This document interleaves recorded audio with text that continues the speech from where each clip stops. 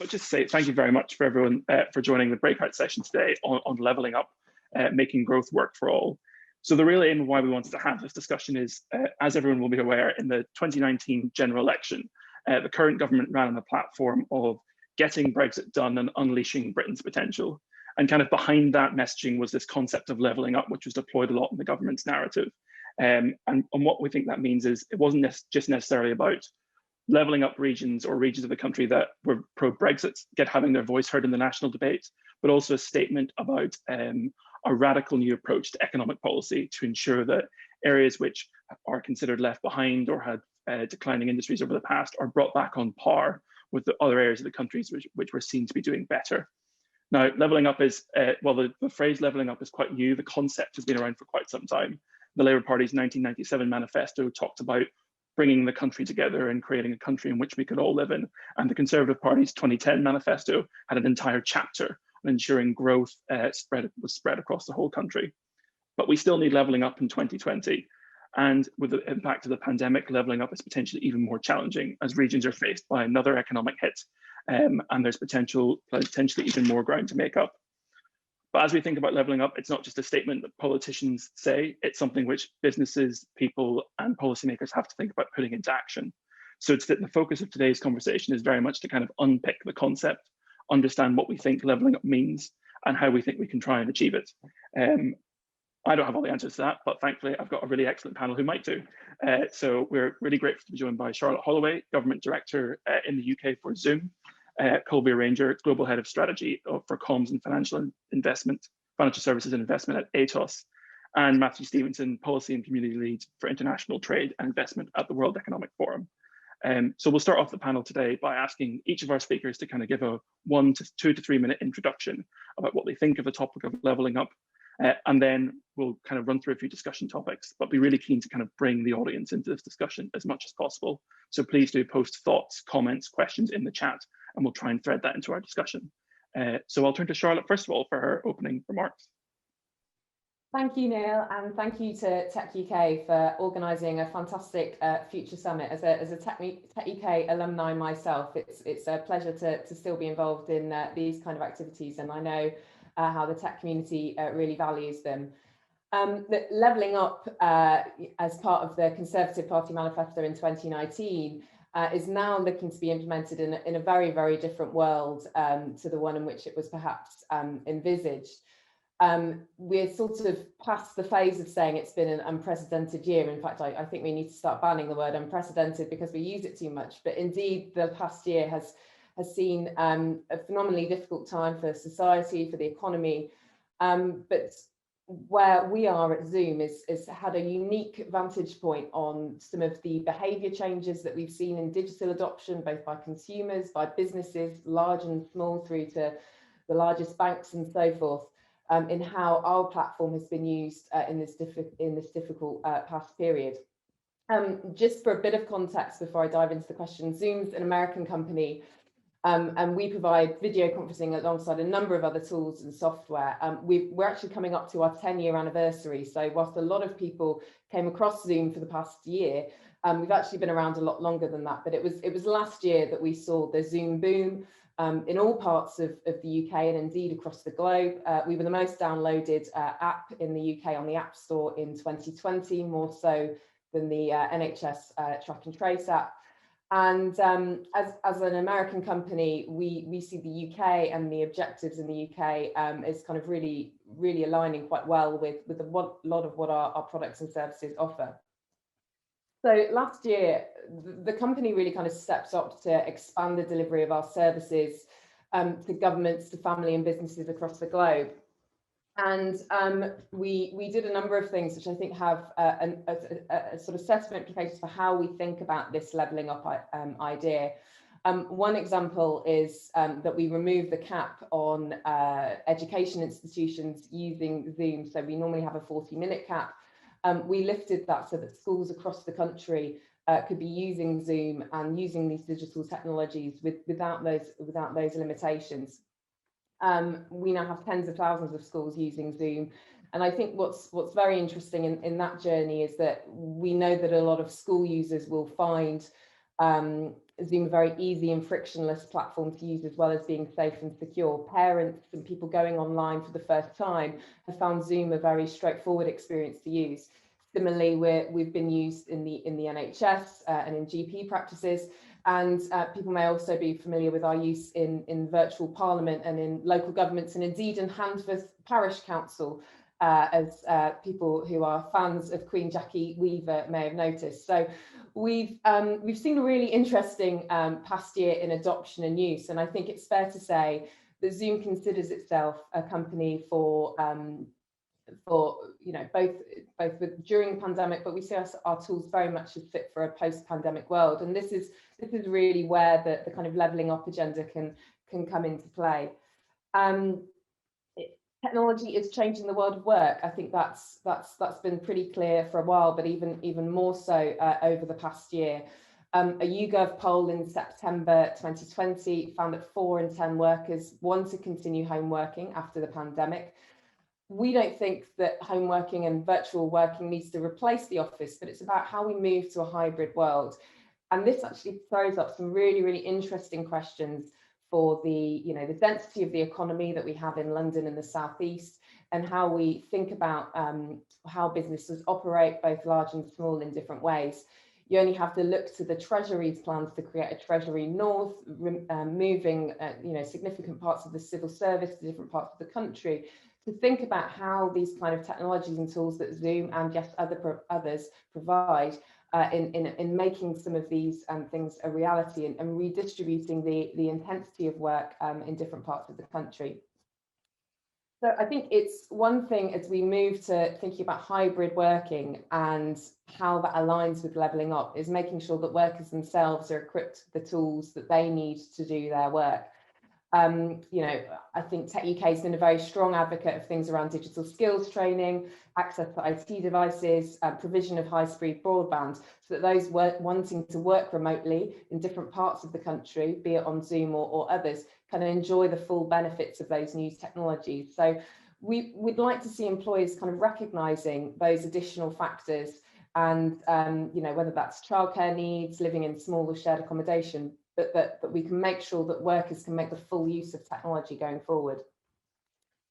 I think a lot of people will know Zoom predominantly for the platform as we're using it in this session. We have other features like full webinar functionality. We have something called Zoom Rooms, which will allow a hybrid working environment. So you would have parity of experience for somebody in a meeting room with those joining remotely. We're constantly thinking about ways in which we ensure that the virtual experience can be on a par, if not better, than an in-person experience. So that's really, really core of what we're thinking about. But as we think about this levelling up agenda, there is a real question here about what does the new normal look like as we touch wood, have a successful vaccination strategy as we the world returns to whatever new normal can look like.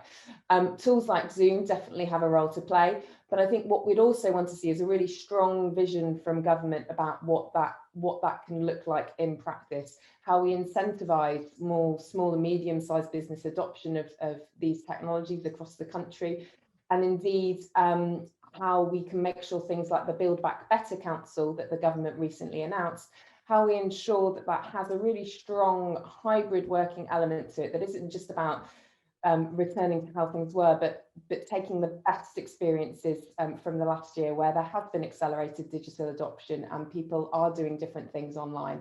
But I'll leave it as that, as my 2 to 3 minutes is probably up. Thank you.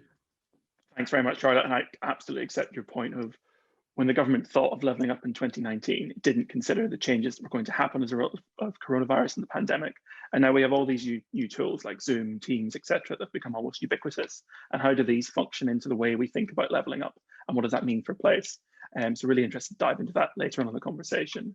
But I'll turn over to Colvir next. ATOS has done a huge amount of work on the digital society, putting forward loads of great ideas about how we can use digital technologies to improve the UK, both from a kind of business and social perspective. How has that changed, or how has it kind of featured into your thinking as you've approached, as the pandemic has impacted on the way that we've been working and living? And what do you think some of the next steps are? Yeah, no, thanks, Neil, and a great intro as well, Charlotte. I love the Zoom boom. We've all been part of it. I love the fact that you have to explain to people what Zoom is. If there's anyone in the world who doesn't know what Zoom is, I want to meet that person right now. So look, it's been a huge success for people like Zoom, but the pandemic has had huge negative impacts, let's be honest, and made us adjust all of our strategies going forward. Look, I've been responsible in the UK for the last 5 years for strategy and communication, and I added an additional hat over the last year, looking globally around financial services and insurance. But both of those areas have been now really shaken by what we as a business have experienced over the last almost year. And I'd say not just what we've experienced, but actually our experience has been through all of our customer base, because we're a global provider of digital services, infrastructure, data management, cybersecurity, AI technology, all the back office management, system design, integration, hosting that's required. And there isn't a business really in the world that doesn't need some of that from someone like us at the moment. So we're exposed across the spectrum to all the industry sectors, be that manufacturing, be that health, be that life sciences, be that financial services, etc. So a really interesting perspective. And personally, I've also led over the last year our business continuity program as we've tried to manage our way through the different repercussions that the pandemic has had on our clients, which then have a knock-on effect, obviously, on us as a business and how we manage that. Now, what does that really mean? Well, let's talk about the public sector and working with government, because especially in the UK, half of our portfolio sits with government, and it's meant that in one way we had to be acutely aware of things like what were key workers, what were critical national infrastructure services, how did we manage those things that I actually realized people didn't know much about, or we didn't prioritize as much, because why would we? Everything was bundled together. Every service was as important as the other, or depending on what might be pertinent at that point, was given priority. But suddenly the priorities changed extensively based on what the country needed just to get through. And that had a huge impact on how we as a business then had to look at what we were prioritizing, how we managed those services, how we managed those people, how we actually delivered the outcomes that were required. And that meant taking a really good long look at ourselves and what's asked of us. And whether then, I'll give some real tangible examples, whether that meant keeping, and by the way, as a business, we support 15 of the top 20 banks in the world, 11 of the top 15 insurance firms. We provide services to these organizations.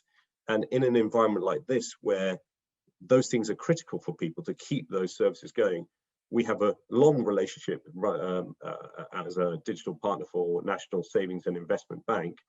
That was a fundamental institution that needed to keep going to provide confidence to not just its consumers and customers, but to a broader society.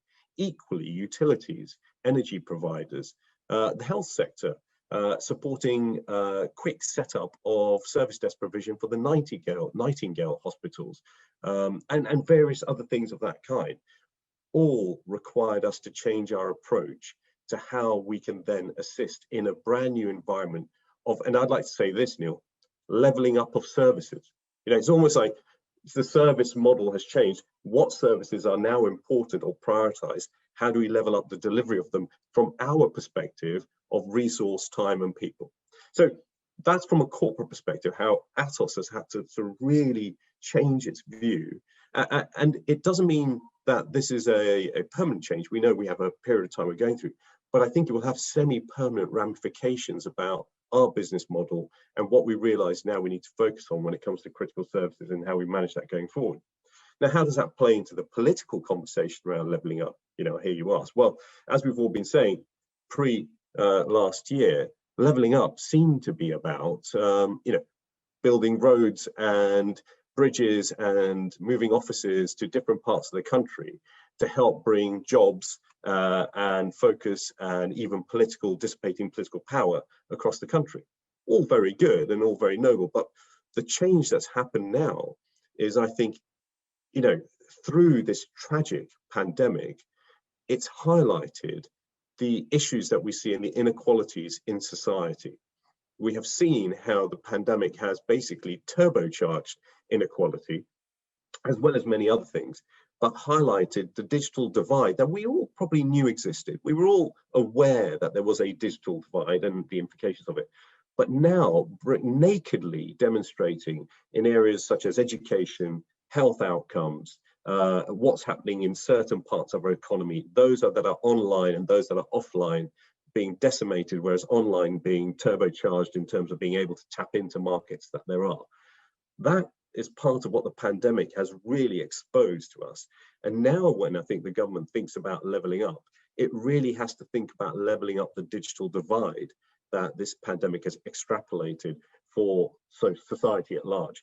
And us as a business, that's why we were thinking about the digital society through outcomes like skills, sustainability, enterprise, and how we could make that flourish in different parts of the country.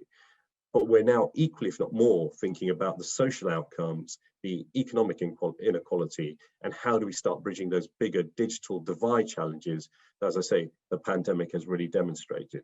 And I think the real challenge from a government perspective is where the timelines of this pandemic used to be thought of in a matter of weeks, if not months, and even thinking of a bounce back V. Do you remember the V that we would be, okay, we'd go down and we'd come back. Nobody mentions the V anymore. Probably because we've realized the timelines we are working to now is a decade that is going to be shaped by the COVID pandemic, the implications of it, but the ramifications of how we have to address through policy interventions, the levelling up agenda through digital services as a critical infrastructure, and going forward, more equality being provided through the services that people receive, and how does the government address that over the coming years?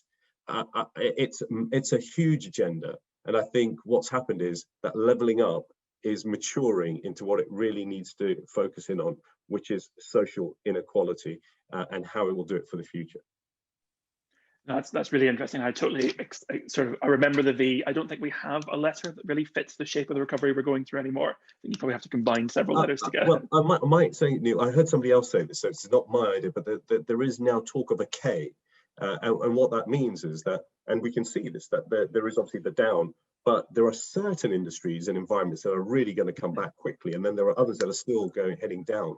And how do we deal with that? That two-tier, two-speed society, that digital divide that's really being identified. No, I think that's exactly right, and we've seen, particularly through this pandemic, that the difference between a lost or slow internet connection is no longer a kind of inconvenience or an issue you can deal with by going into the office. It's now, it affects both your economic and social life in equal measure. Matthew, just want to turn to you very quickly. You've done a lot of work on digital FDI and looking at how different economies can get investment in their digital sectors. How do you think the government can kind of push ahead with an effective economic strategy to level up the country with a focus on digital?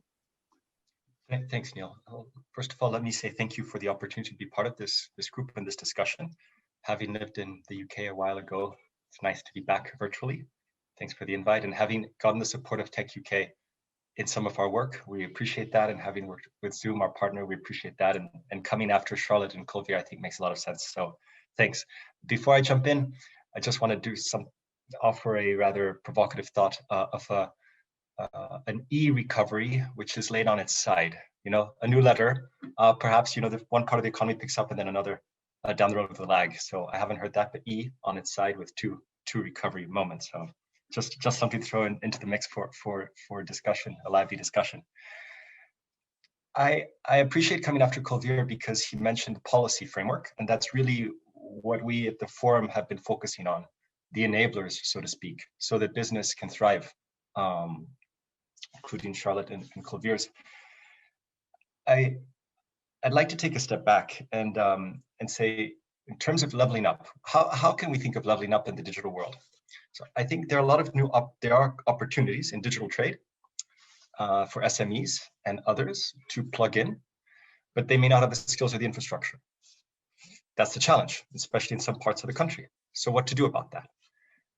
One thing you can do about it could be to invest in those skills, that infrastructure.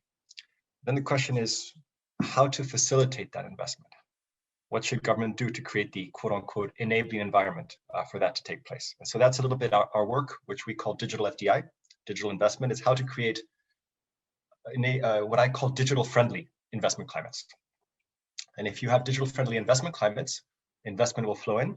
It'll not only bring the capital resources to build the infrastructure, to develop the skills, but also the embedded knowledge and technology and other related benefits that can help with growing those parts of the economy that are trying to level up. So that's a little bit the conceptual framework. It's creating the enabling environment to attract digital investment, which can support these digital skills and digital infrastructure. We realize in our work that you have to break it down, because there are different kinds of enablers for different kinds of companies. So we proposed a framework, and building on others' work. So we started to operationalize by talking to companies, our partners, the following thoughts, and maybe this is useful, might be useful for the UK to sort of take this and sort of apply it in its own case where relevant. But they're enablers that are important for new companies that don't, startups and doing new digital activities for the first time. They might require certain policy enablers. Then there are enablers for traditional companies that already exist and have been providing goods and services for a long time, but they might have to adapt to the new digital realities and adopt technologies for the first time. That's a different kind of enablers. You might need to support those firms very differently than the first. And then you have the whole infrastructure side, which is different, and it sort of underpins the others. And you might need different enablers to attract investment into digital infrastructure. And so we ran a global survey to talk to technology firms and investors to try to understand what are the priorities in these areas in order to give a roadmap, a toolkit, so to speak, for policymakers to create a digital-friendly investment climate. And we published that in a white paper, and we thank Tech UK for its support in that journey. And so that information is publicly available on our website. But in a second phase, we realized that every jurisdiction is a different starting point, whether it's the UK, China, the US, whether it's a different region of the UK. So this kind of approach has to be more disaggregated and and tailored. And so in a second phase of work, we're now taking the analysis to the next level, maybe. So we're proposing an approach which requires first a diagnostic of what are the current regulations, what are the current policies, what is the current state of play in that particular place.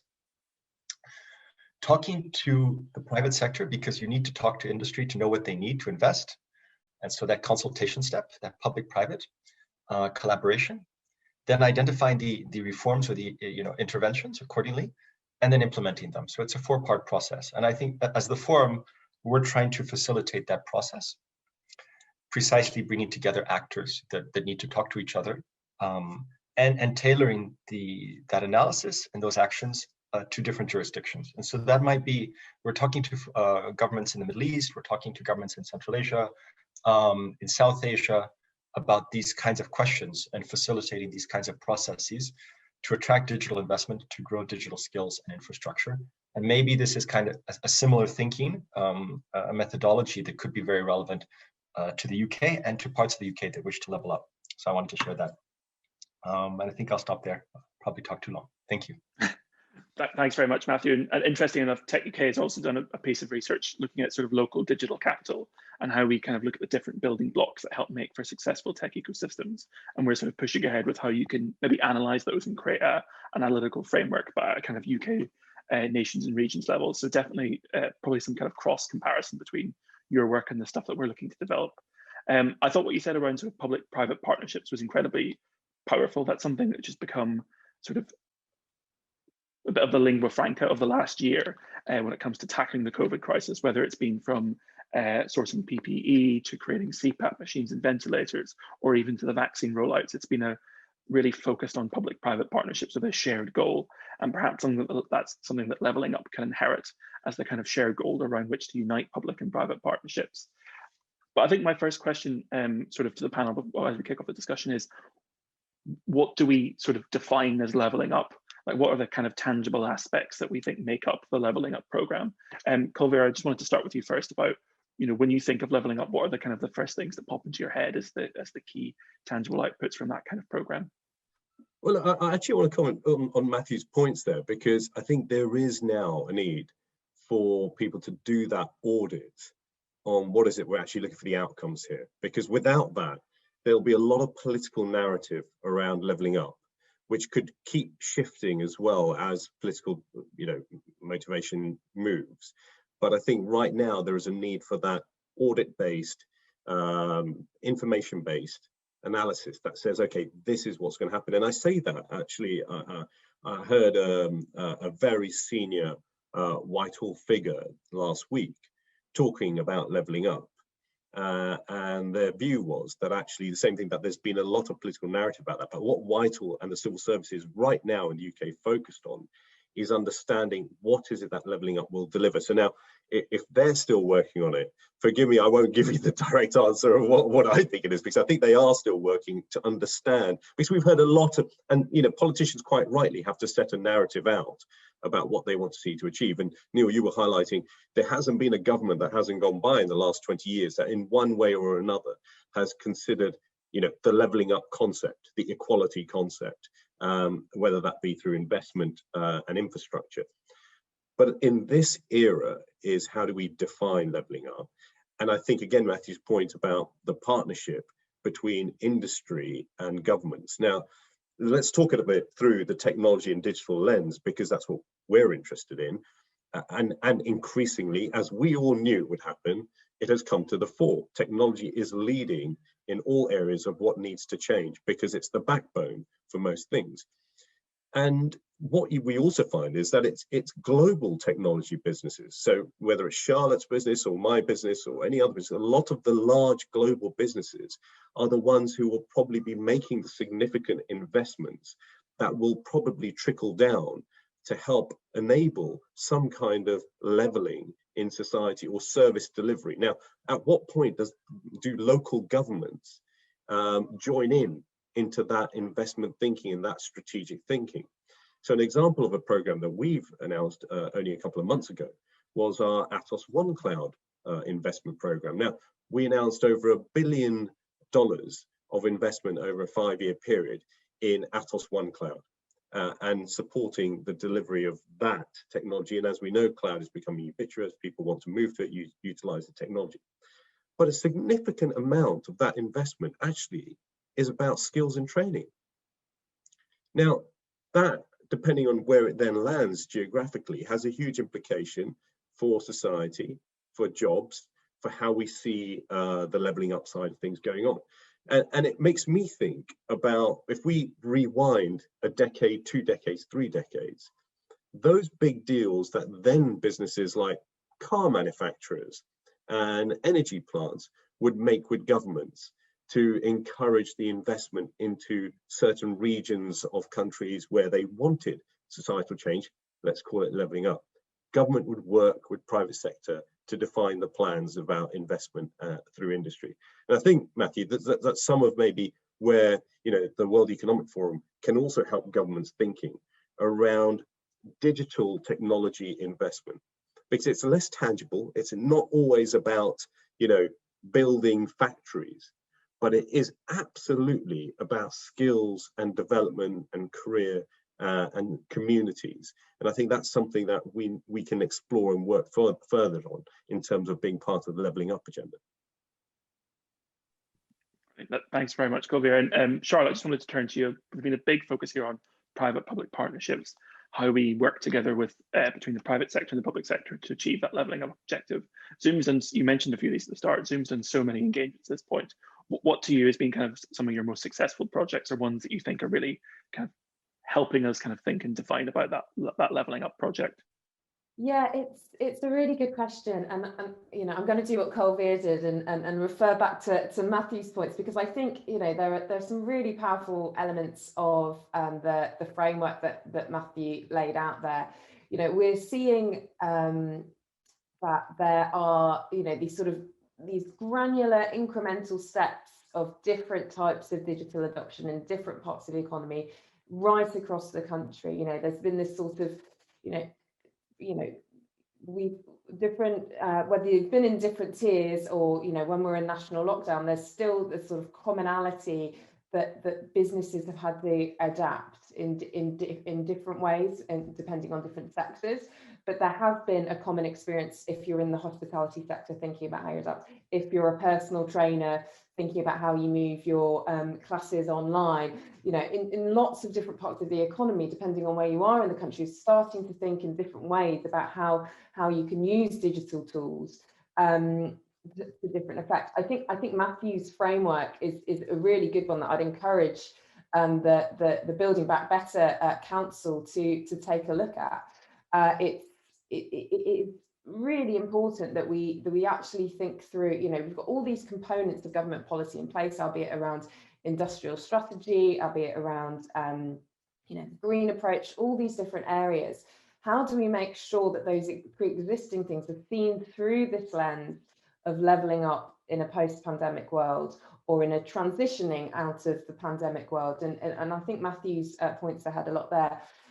Neil, to your point about, you know, examples across the country, look, there are a lot, and, you know, every day I'm coming across more and more fascinating ways in which whether it's third sector organisations, whether it's businesses, whether it's large banks, you know, we have banks that now do mortgage applications and consultations through Zoom. We have, you know, I think the local government examples have been well documented, but local, you know, this isn't the case that there's just a virtual parliament right now. Local government can have interactions, bring in different people into the council chamber in very, very different ways than had happened before. You know, geography and place, I think, will always remain important to people's kind of identity and to business identity and historic economic strengths. But it's how we, and you know, this is what organisations like Tech UK have been saying for a long time, right? How do you blend those kind of existing strengths in particular sectors with the new benefits that technologies can bring? I mean, you know, we're getting really excited at Zoom about how, you know, when we're able to return to the sort of hybrid world, what are the possibilities that different types of businesses can use, and the fact that geography is no longer a barrier. You know, you don't have to, you know, we'll park discussions on high speed too for a second, but if, you know, that distance no longer has to be such a barrier for certain types of business interactions. And you know, I think we're always going to need some aspect of in-person working, but if you think about SMEs, you know, I've talked to a number of SMEs that use Zoom that are thinking about how they export for the first time, or think about how they export differently given our changed relationship with the European Union. These types of technologies, whether it's Zoom, whether it's what Calveer's been referencing, I think we're at this tipping point where any type of business, whether it considers itself a digital business or not, will start to think quite differently. And for levelling up, that means local economic strategies can be quite different in the way they're envisaged. That's really interesting. Yeah, that's really, really interesting. I think I'm particularly kind of looking at the history of places and how you can blend digital technology to leverage growth in those areas. I know in particular, one area we look at quite a lot is Bristol, which has done a very good job of trying to kind of spark back that history of innovation they've had through connections with startups and growing companies. And their SET Squared partnership has been hugely successful in kind of driving innovation in that space. I think behind the leveling up concept, one of the things is how do you make sure that after you've kind of gone through that process, you get to a point where the area is able to stand on its 2 feet. It's in itself its own dynamic economy. It's drawn level with other regions of the country, which perhaps have been thought of being doing better in the past. So, and Matthew, I just wanted to ask you sort of where have you seen really good examples of this kind of economic development from around the world that we could perhaps learn from, as well as looking at the framework you guys have drawn up? Thanks, Neil. First of all, I just want to say thank you to my colleagues, panelists. I think our arguments are building on each other in a very nice way. So, and you know, the role of the forum is to facilitate industry to guide us and to guide reforms, because you don't, I think government has a lot of goodwill generally. I mean, it would like to help the country grow, but the question in the digital space, what to do? So how and what?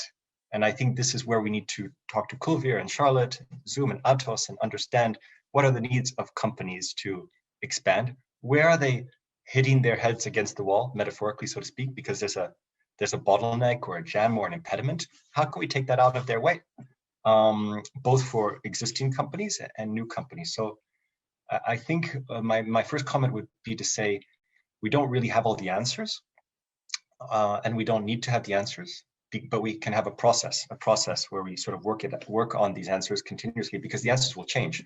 What is working for Bristol today may not be the right answer in 3 years as the technology changes, or as Bristol's economy changes, as the skills grow, or as the needs change. So I think this kind of process of public-private collaboration to understand what the government can do for the companies, so the companies can be successful. I think this is very essential to the leveling up agenda. And to answer your question now, Neil, where have I seen this successfully done? When there are standing bodies of communication, where the partnership between government and industry on these issues is institutionalized, so that there's a meeting of minds and just a mechanism of dialogue which is systematic, I think is just one thing to do, which helps, because as I said, the agenda will change, the world will change, the economy will change, but so there needs to be this dynamic process of communication and fine tuning. That's really, really helpful, Matthew. We've actually had just a question in from the chat. I don't know if everyone can see it, asking about how to blend I think the question is kind of how to blend the virtual and real worlds and make sure that you're not accidentally sort of excluding people when it comes to sort of, say, for example, hosting a conference or engaging in business events around the world, as we kind of blend those two worlds together. Does anyone from the panel have a view about how we kind of move that forward and make sure that as we think about the hybrid world that we're moving into, we ensure that everyone has equal access to that and we don't accidentally exclude people by relying more on digital technology? Well, I'll pipe up with, the digital exclusion, and also those of us who might become part of a digital echo chamber. It's always on the cards, and it's challenging. I think from our perspective and my perspective, because we as a business have quite a broad range, in fact, across all of industries, it's been a unique position for us to sit in terms of understanding the different challenges and different speeds that different industries have been traveling at. And therefore, for example, it wouldn't be a surprise to people, travel and tourism customers, it's been a disaster for them, right? We can see what the implications have been, the challenges that they had. Some of our retail customers, again, further challenges, but some of the others, may I say, people like ASOS, well, it's been amazing in terms of the expansion and possibility of where it's going. And it's understanding both ends of the spectrum. Obviously, we're seeing it from a business and enterprise perspective, but the implications that has on society through even just their employees, and the implication of people who are working in those environments in the supply chains, because we then get plugged into huge supply chains around what happens, and both the positive and the negative. So I think if we can have that view, that helps us see both sides of the argument and both ends of the spectrum. Yeah, I think those are great points from Kulveer. I'd just add, I think Kirsty's question is a really interesting one, in that, how do you kind of curate online environments which ensure that they are inclusive, that they're, that you're not that you're not excluding people, or that you don't have sort of parity of experience in some way. I mean, we're quite proud at Zoom because our platform is device agnostic. If you don't, have a desktop browser, you want to watch things on your phone or a tablet, the technology works seamlessly across platforms. And similarly, with those that might have access to less good quality broadband bandwidth, the technology has been designed as such somebody who's joining on a 1 to 2 meg connection would have a parity of experience with somebody on a gigabit connection. And that sort of thing actually can really make a difference to whether or not people feel included in the discussion. Nobody wants to be part of a sort of jarring conversation, that's kind of stuttering, and our technology has worked really hard, and our engineers have worked hard to ensure that is actually one of the key things of the product. But I think, in a way, the sort of conference experience questions. I think it's something that, you know, big and small events companies are kind of grappling with. Zoom work really hard with a number of events companies that, you know, that do big, large scale international conferences through to small conferences, to talk through what the various options are, how you can use breakout rooms, how you can use different functionality. We have a number of plugins you can add into Zoom so that different apps can be used in. We have more features on that launching later this year.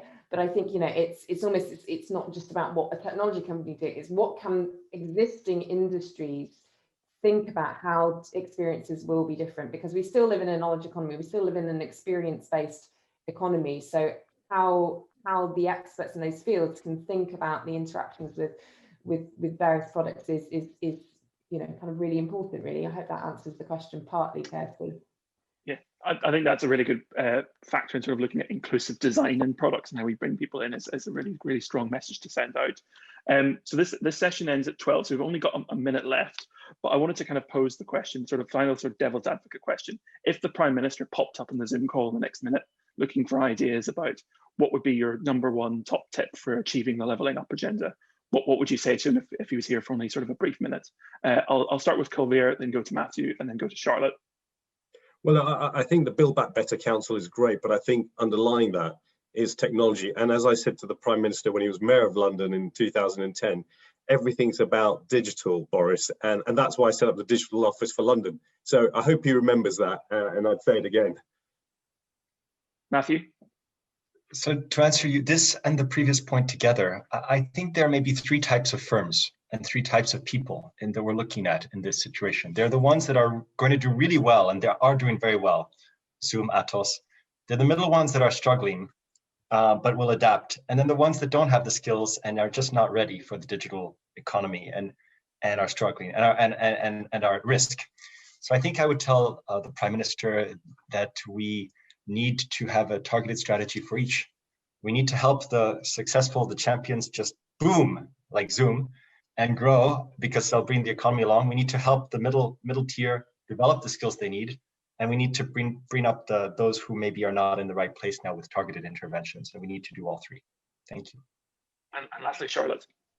Yeah, I'd say to the Prime Minister, take that experience you had with the first ever virtual Prime Minister's questions when the Prime Minister had to be somewhere. Take that experience when he does people's PMQs, where he uses video conferencing to connect to people, and think about the power of moving to that, of how that's applied across the economy. As Kulveer says, we've got to be at the heart of this Building Back Better agenda. It has to be digital. This can't just be about cynical red wall electioneering. This is about deep digital transformation, which can leave the country in a much stronger place after this terrible year we've had. Brilliant. Well, thank you very much, everyone. And this is the end of the economy session of our conference. I hope you all enjoyed it.